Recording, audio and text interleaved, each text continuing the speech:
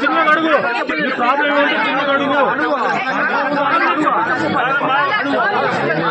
వాళ్ళకి పెన్షన్ ఇవ్వడానికి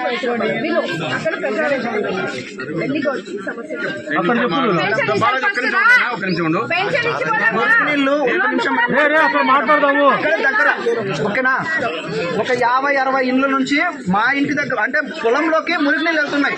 ఆ సమస్య ఎవ్వరు పట్టించుకోవట్లేదు. ఒకసారి మీరు వచ్చి చూడండి.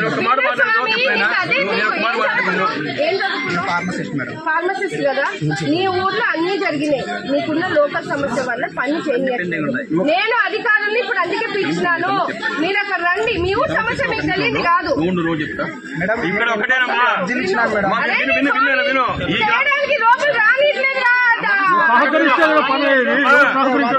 ఈ రోజు ఈ వ్యాపారికి రావడానికి కారణం ముఖ్యంగా ఈ ఊర్లో సమస్య ఉందని తెలిసినా కూడా సమస్య ఉన్న గ్రామానికి వెళ్ళి సమస్యలు తీర్చాలనే ఆలోచన బాగుంది.